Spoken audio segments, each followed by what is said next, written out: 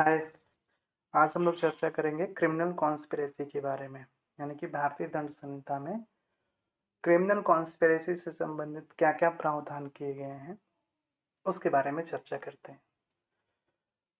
तो criminal conspiracy section 120A 120B through amendment लाया गया 1913 में, क्योंकि ओरिजिनली बिगनिंग टाइम में जो है ये 107 सबसेक्शन 2 में था, बट उसके लिए खामियां उसमें ये थी कि उसके अंतर्गत किसी व्यक्ति को लेबल करने के लिए किसी ओवर्ट एक्ट की ज़रूरत पड़ती थी, यानी कॉन्स्पिरेसी के फर्दरेंस में यदि उसने कोई काम किया है तभी जो है उसकी लिएबिलिटी बनती है, अदरवाइज जो है लिएबिलिटी नहीं बनती है।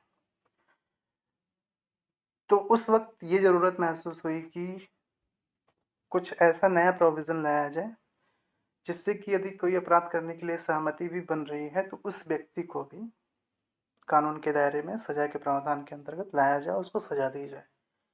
तो इस कॉन्स्पिरेसी के लॉ को और मजबूत करने के लिए 1913 में एक अमेंडमेंट लाया गया। उस अमेंडमेंट के द्वारा एक नया अध्याय चैप्टर 5A ऐड करके उसमें दो section 120A and 120B add किया गया। उसमें जो है क्रिमिनल कॉन्स्पिरेसी से संबंधित पूरे प्रावधान किए गए कि यहाँ पे जो है किसी ओवर्ट एक्ट की ज़रूरत नहीं पड़ेगी। यदि कोई अपराध करने के लिए मात्र सहमति ही बन रही है तो उस सहमति के आधार पर उस व्यक्ति को सजा दिया जा सकता है। क्रिमिनल कॉन्स्पिरेसी के जो नए प्रावधान थे वो दोनों मामलों में, civil as well as criminal मामलों में जो है किसी व्यक्ति पर अप्लाई होते थे। इसको टॉर्ट की कैटेगरी में भी रखा जाता है, क्राइम के क्रिमिनल लॉ की कैटेगरी में भी रखा जाता है, और दोनों प्रक्रियाएं जो है अब साथ साथ जो है किसी व्यक्ति पर ला सकते हैं। यानी कि यदि किसी ने कॉन्स्पिरेसी किया है तो उसको टॉर्ट के अंतर्गत भी प्रोसिक्यूट किया जा सकता है, उसको क्रिमिनल कोर्ट में भी प्रोसिक्यूट किया जा सकता है। इंडियन एविडेंस एक्ट का सेक्शन 10 भी जो है कॉन्स्पिरेसी की ही बात करता है, और वो भी जो है डॉक्ट्रिन ऑफ एजेंसी पे बेस्ड और साक्ष्य सभी पर समान रूप से लागू होते हैं। तो बात करते हैं हम लोग क्रिमिनल कॉन्स्पिरेसी से संबंधित कुछ जरूरी फैक्ट। बताया गया है कि ये जो है शुरुआत से नहीं था, बल्कि 1913 में अमेंडमेंट के थ्रू एक नया चैप्टर 5A बनाते हुए उसमें 120A 120B जोड़ते हुए क्रिमिनल कॉन्स्पिरेसी के कंसेप्ट को एक जगह समाहित। इंट्रोडक्शन पार्ट पे हम लोग आते हैं, तो उसमें यह है कि the provisions related to criminal conspiracy is given under section 120A 120B incorporated in chapter 5A। जैसा कि आपको बताया गया था, these sections were added in Indian Penal Code through Criminal Law Amendment Act 1913. The provisions related to criminal conspiracy apply to both matters, civil as well as criminal. Criminal conspiracy is a crime as well as tort, and criminal conspiracy is inchoate offense. Inchoate offense का मतलब होता है कि यह जो है अधूरा अपराध होता है, पूरा नहीं रहता है। पूरा तब होता है जैसे जो कॉन्स्पिरेसी की गई, किसी की जान मारने की कॉन्स्पिरेसी की गई। तो कॉन्स्पिरेसी अभी जान मारा नहीं गया है, इसलिए कॉन्स्पिरेसी को इनक्वाइट ऑफेंस के कैटेगरी में रखा जाता है। यदि जान मार दिया जाता है तो 302 में पनिशेबल हो जाता है वो पूर्ण अपराध। Reasons for insertion of section 120A 120B, जैसा कि मैंने बताया कि सेक्शन 107 सब सेक्शन 2 में कॉन्स्पिरेसी से रिलेटेड प्रावधान पहले से ही मौजूद थे, लेकिन फिर क्या ज़रूरत पड़ गई कि नए जो है प्रावधान को इसमें लाया जाए, क्या उसमें कमियां थीं। तो इस पे हम लोग लाइट डालते हैं। The term criminal conspiracy was not defined in Indian penal code before this amendment. यानी कि 1913 से पहले 107(2) में प्रावधान तो किया गया था, लेकिन क्रिमिनल कॉन्स्पिरेसी होती क्या है इसको परिभाषित नहीं किया गया था। दूसरा वजह यह था कि serious revolution in Bengal area, उस वक्त जो है ब्रिटिश गवर्नमेंट की सरकार थी और जगह जगह जो है स्वतंत्रता संग्राम के सेनानियों द्वारा जो है विद्रोह किया जा रहा था। तो ब्रिटिश गवर्नमेंट को उस वक्त जो है उनको टैकल करने में दिक्कत आती थी, क्योंकि कॉन्स्पिरेसी के माध्यम से सिर्फ उस आधार पे जो है आप किसी को लेबल ठहरा नहीं सकते थे।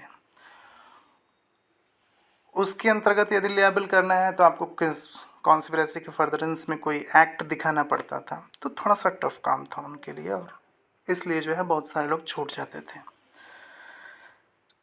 आगे है कि section 172 of the Indian penal code applied after some act or omission in furtherance of any crime. यानी कि सेक्शन 107 सबसेक्शन 2 तभी अप्लाई होता था जबकि क्रिमिनल कॉन्स्पिरेसी के फर्दरेंस में कोई एक्ट और ओमिशन किया जाता था। अदरवाइज जो है मात्र कॉन्स्पिरेसी के आधार पर किसी को जो है लायबल नहीं बनाया जा सकता था। Section 120A definition of criminal conspiracy.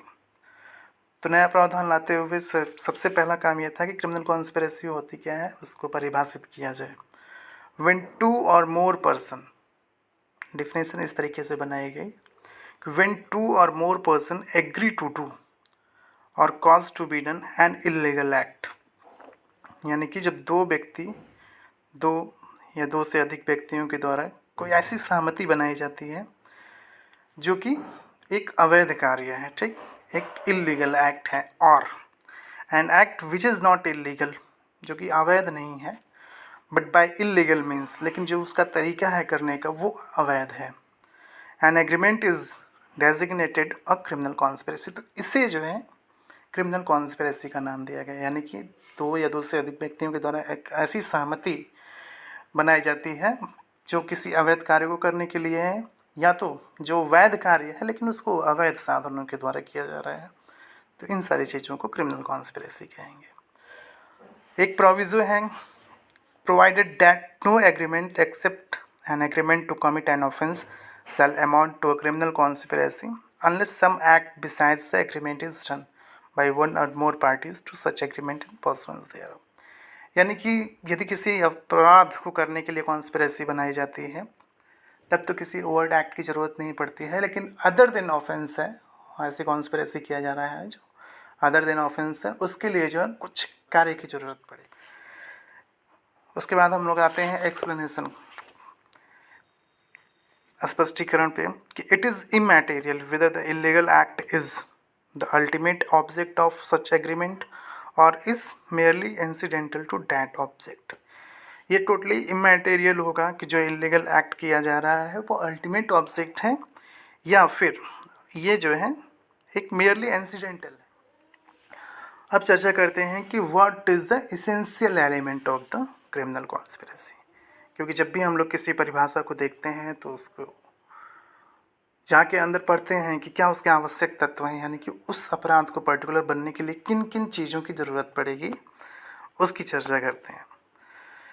So according to section 120A of the Indian Penal Code, the following are the ingredients of the offense of conspiracy. पहला है कि there should be an agreement between 2 or more person who are alleged to conspire. यानी कि दो या दो से अधिक व्यक्तियों की ज़रूरत होती है जो एक षड्यंत्र करते हैं। दूसरा षड्यंत्र किस लिए करते हैं? The agreement should be to do or cause to be done an illegal act or an act which is though not illegal by illegal means। यानी कि आप ऐसा कार्य करने की सहमति बना रहे हैं जो कि खुद ही इलीगल है, या फिर यदि वह इलीगल नहीं है यानी कि लीगल है पर उसे करने का जो तरीका है, जो वे आपने अपनाया है वो इलीगल है, तो उसे क्रिमिनल कॉन्स्पिरेसी किया जाता है। अब आते हैं पनिशमेंट के बारे में। यदि किसी ने क्रिमिनल कॉन्स्पिरेसी किया तो उसके लिए क्या पनिशमेंट है? तो section 120B of the Indian penal code talks about the punishment of criminal conspiracy. तो उसमें दो कैटेगरी बनाई गई है पनिशमेंट के लिए भी। पहला है कि whoever is a party to a criminal conspiracy to commit an offence punishable with death, imprisonment for life or rigorous imprisonment for a term of 2 years or upwards shall, where no provision is made in this code for the punishment of such a conspiracy, be punished in the same manner as he had abetted such offense। यानी कि इसके कहने का मतलब ये है कि जो कोई व्यक्ति ऐसे अपराध को करने का षड्यंत्र करता है जो या तो मृत्युदंड से दंडनीय है, या तो आजीवन कारावास से दंडनीय है, या तो 2 वर्ष तक के कारावास से, जो कठोर कारावास होता है, उससे दंडनीय है, और विधि के अंतर्गत कोई एक्सप्रेस प्रोविज़न नहीं बनाया गया है उस पनिशमेंट के लिए, तो उसको जो है एज अ एबेटर पनिशमेंट दिया जाएगा। दूसरा सबसेक्शन कहता है whoever is a party to a criminal conspiracy other than a criminal conspiracy to commit an offence punishable as aforesaid shall be punished with imprisonment of either description for a term not exceeding 6 months or with fine or with both। दूसरे subsection में ये कहा गया है कि ऐसा कोई अपराध जो कि death, life imprisonment or rigorous imprisonment extended up to 2 years के अलावा है, यानी कि जिसमें ये पनिशमेंट नहीं है, यदि वैसे अपराध करने का कोई कॉन्स्पिरेसी करता है तो उसको 6 महीने तक के कारावास से, जो साधारण कारावास भी हो सकता है, जो कठोर कारावास भी हो सकता है, मजिस्ट्रेट के डिस्क्रिप्शन पे निर्भर करेगा, और उसमें फाइन और विद बोथ से पनिश किया जाएगा। अब हम लोग चर्चा करते हैं कुछ केस लॉ के बारे में। तो सबसे पहला केस जो है क्वीन वर्सेस मलकही का है, जिसमें जस्टिस विल्स के द्वारा डिफाइन किया गया है क्रिमिनल कॉन्स्पिरेसी होता क्या है। और संजोग देखिए कि इसी डिफिनेशन को, जिसको जस्टिस विल्स ने क्वीन वर्सेस मलकही में डिफाइन किया गया, के द्वारा उनके द्वारा डिफाइन किया गया, तो उसी को एज इट इज जो है सेक्शन 120A के डिफिनेशन में रख दिया गया है। उसके बाद अगला केस आता है क्वीन वर्सेस लीथम। इसमें जो है definition of criminal conspiracy was first time approved in this case. तो इस केस में जो है क्वीन वर्सेस मलकही में क्रिमिनल कॉन्स्पिरेसी की जो डिफिनेशन जस्टिस विल्स के द्वारा दी गई थी उसको अप्रूव किया गया और उसको 120A में समाहित कर दिया गया था। Next case Barendra Kumar Ghosh versus king emperor. इसको popularly known as Alipur conspiracy case, justice lord Sumner. इसमें जो है कुछ लोगों के द्वारा पोस्ट मास्टर यानी कि पोस्ट ऑफिस में गया था, रॉबरी करने के लिए लोग गए हुए थे। उसमें एक व्यक्ति वीरेंद्र कुमार घोष जो है दरवाजे पर खड़े होकर अंदर अपने साथियों के लूट के आने के, बाहर आने की प्रतीक्षा में थे, और उस लूटपाट के दौरान जो है उनके साथियों के द्वारा पोस्ट मास्टर की हत्या कर दी जाती है। सारे उनके साथी जो है भागते हैं, पीछे से जो है वीरेंद्र कुमार घोष को वहाँ के कर्मचारियों और अन्य लोगों के द्वारा पकड़ लिया जाता है। जब मुकदमा चलता है तो वीरेंद्र कुमार घोष जी के द्वारा ये प्ली उठाया जाता है कि नहीं साहब, हम तो मात्र बाहर खड़े थे, हमारा उस अपराध में कोई हाथ नहीं था, हमसे कोई लेना देना नहीं था। इसमें बड़ी कॉन्स्ट्रक्टिव लेबिलिटी की बात करते हुए लॉर्ड समनर साहब ने कहा कि नहीं, अपराध में वो भी साथ देते हैं जो मात्र बाहर खड़ा होते हैं और अपनी बारी की प्रतीक्षा करते हैं, क्योंकि वो भी उस कॉन्स्पिरेसी, उस लूटपाट के पार्ट थे और उनको दरवाजे पर ड्यूटी लगाई गई थी कि आप बाहर से देखिएगा, कोई आए ना, और तब तक जो है हम लोग लूट के बाहर निकल जाएंगे। लूटपाट के दौरान ही उनके द्वारा मर्डर कर दिया जाता है, तो उनके लिए इसको वीरेंद्र कुमार घोष जी को चार्ज किया गया और इनको सजा दी गई। अगला केस है Fakhruddin versus state of Madhya Pradesh. इस केस में 2 लोगों को जो है क्रिमिनल कॉन्स्पिरेसी के लिए चार्ज में लाया गया और एक के द्वारा माननीय कोर्ट के द्वारा एक्विट कर दिया जाता है। तो जब 2 में से एक को एक्विट कर दिया गया तो बचा एक। तो इसमें जो है कोर्ट के द्वारा ये प्रिंसिपल लाया गया कि only 1 person can not be punished for criminal conspiracy, यानी कि सिर्फ एक व्यक्ति के द्वारा क्रिमिनल कॉन्स्पिरेसी नहीं की जा सकती है। और यदि क्रिमिनल कॉन्स्पिरेसी एक व्यक्ति के द्वारा नहीं की जा सकती है तो उसको क्रिमिनल कॉन्स्पिरेसी के लिए पनिशमेंट भी नहीं दिया जा सकता है। अब बड़ा इंपॉर्टेंट बात होता है कि हस्बैंड वाइफ के बीच में कोई कॉन्स्पिरेसी होती है, क्रिमिनल कॉन्स्पिरेसी होती है, तो उसके लिए क्या लायबिलिटी है। तो यदि इंग्लैंड के परिप्रेक्ष्य में हम लोग देखें तो conspiracy between husband and wife कोई लायबिलिटी नहीं होती है, लेकिन हमारे यहाँ इंडियन एविडेंस एक्ट के धारा 120 में यह प्रावधान किया गया है कि नहीं, husband and wife both the 2 person. तो इंडिया में जो है कि हस्बैंड वाइफ के बीच में यदि कोई क्रिमिनल कॉन्स्पिरेसी होती है तो उनको लेबल माना जा सकता है। 120A 120B के दायरे में वो आ जाएंगे, उनको पनिशमेंट दिया जा सकेगा। अब हम लोग चर्चा करते हैं कि what is the difference between section 107(2) and 120A of the Indian penal code. तो सबसे पहला पॉइंट ये होता है कि section 107(2) was in IPC from beginning. 107(2) भारतीय दंड संहिता में पहले से ही मौजूद था, जबकि section 120A was added through amendment in 1913, जबकि 120A को